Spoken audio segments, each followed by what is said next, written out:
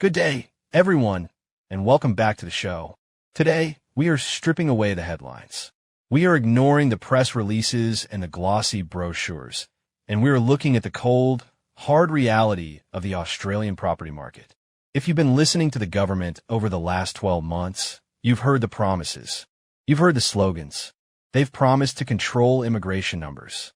They've promised to slash the red tape on new home approvals. And the big one, they have promised to drastically expand the supply of new homes to fix the affordability crisis. It sounds good, doesn't it? It sounds like there is a plan. But today, we need to have a very serious conversation about the gap between that plan and reality.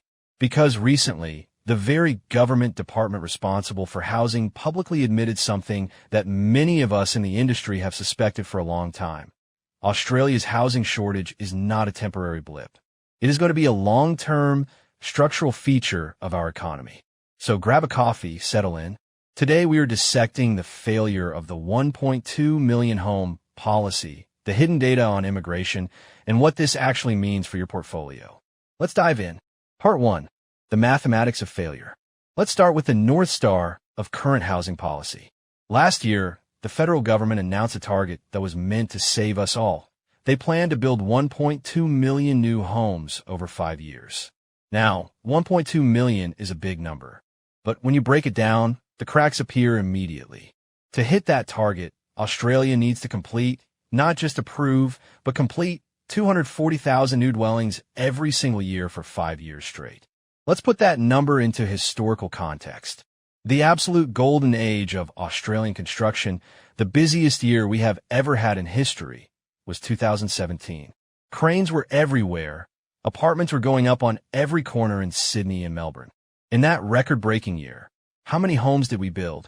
We built 225,500. So let this sink in.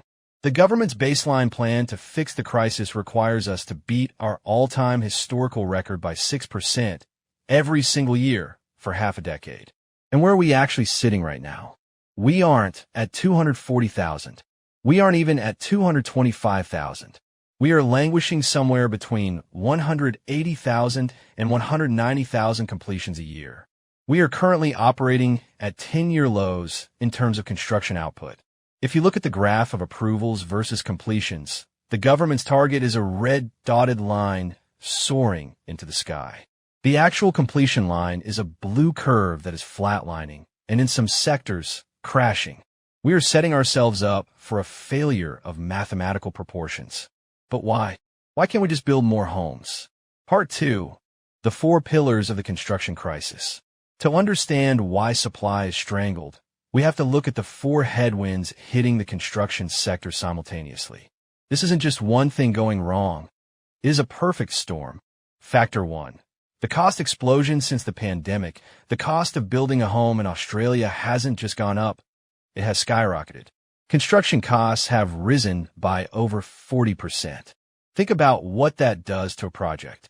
A developer or a builder signs a fixed-price contract to build a house for $500,000. Suddenly, materials and labor cost $700,000. The contract becomes a death sentence. They can't execute it. This is why we're seeing projects abandoned and grand plans gathering dust. If the new construction cost forces the final sale price to be significantly higher than the current market value of established homes, the project is dead in the water. The market simply won't pay it. Factor 2. The capital crunch, then we have the money side. Back in 2017, during that construction boom I mentioned, the official cash rate was 1.5%. Money was cheap. Today, the cash rate sits at 3.85%. High interest rates are kryptonite for property development. Development is a high-risk game of leverage. When the cost of servicing that debt triples, the feasibility of the project evaporates. But it's not just the interest rate itself. It's the access to money.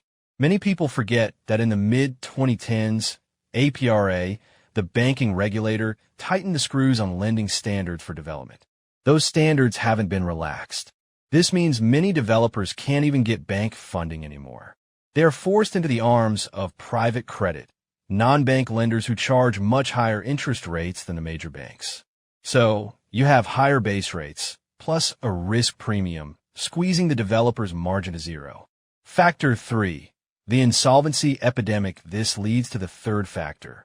We're seeing a record number of construction companies collapsing. If you look at the insolvency data, the construction sector is leading the pack, far outpacing retail, hospitality, or professional services. When a builder goes bust, it doesn't just delay one house. It freezes hundreds. It destroys confidence. It removes capacity from the industry that takes years to rebuild.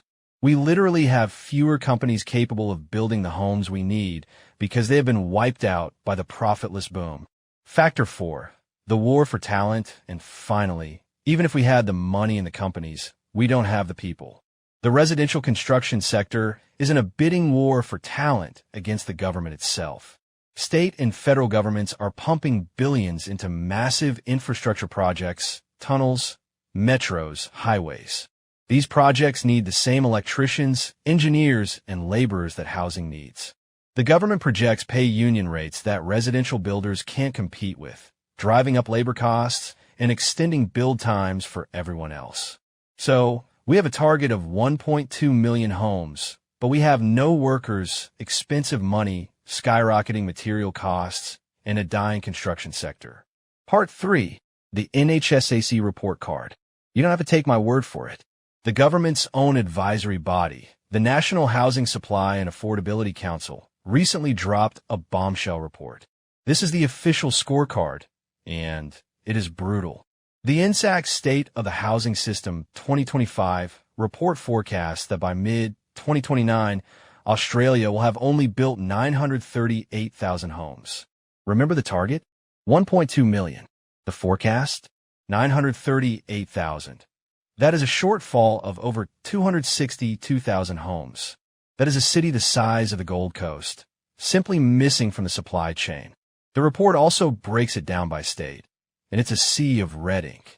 Not a single state is on track to meet its share of the target.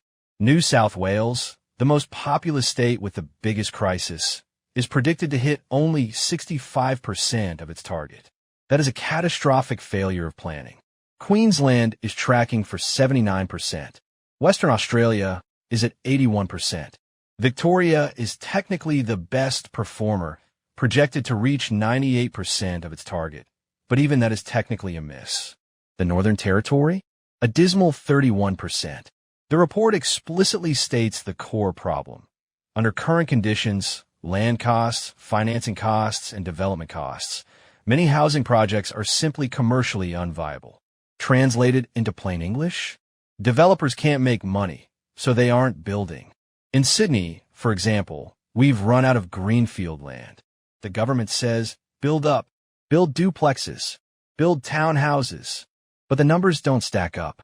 Unless the sale price of those new apartments is significantly higher than it is today, the developer loses money. So the supply stays in the ground. This leads to a terrifying conclusion that the report hints at. The only way to get more supply is for prices to go up. Prices need to rise until development becomes profitable again. Part 4. The immigration elephant. Now we have to talk about the demand side. You can't talk about housing in Australia without talking about population growth. The government knows that high immigration is fueling the housing fire. The NHSAC report warned that continued strong migration will worsen homelessness and overcrowding. So, the government promised to cut the numbers.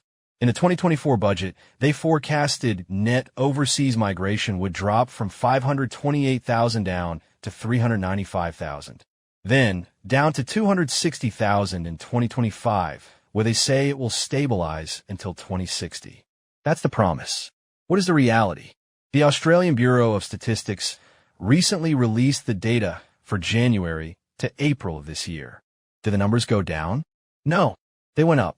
Compared to the same period last year, total arrivals increased by 4.6%, while departures actually decreased by 2.4%. Instead of a sharp braking maneuver, the population train is speeding up. Why? Why is the government saying one thing and doing another? It's the economy. Australia is economically addicted to population growth. We haven't had a technical recession in decades largely because we import consumers and workers. The government is terrified of a recession.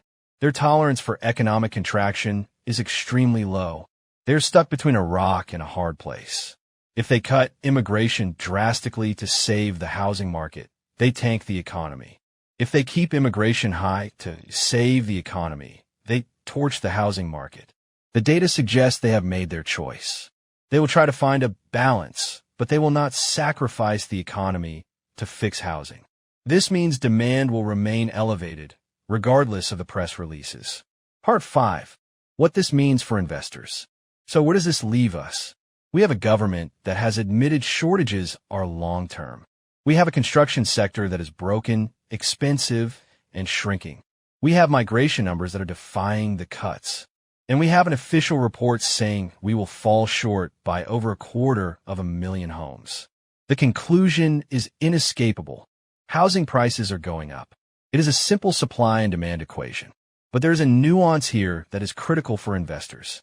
The NHSAC report points out that for development to restart, prices must rise to cover the 40% hike in construction costs. This creates a unique window of opportunity. We are in a period where the shortage is biting, but the full price adjustment hasn't hit every market yet.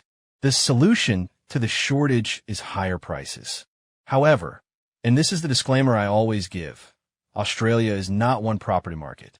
It is thousands of micro markets. Just because the national shortage is chronic doesn't mean every suburb will boom. As the file suggests, property cycles vary wildly. Some areas will skyrocket because the supply constraints are physical and geographical, like Sydney's lack of land. Other areas might lag. Some might even fall. But the macro trend is clear. The government has no magic wand. There is no solution that increases supply and restricts demand perfectly. The shortage is the new normal. If you are waiting for a flood of new supply to crash the market, you are betting against the math, you are betting against the construction industry, and you are betting against the government's own data. The structural deficit in housing is here to stay. Thank you for tuning in to this deep dive. If you found this analysis helpful, share it with someone who is sitting on the fence about their next move. See you next time.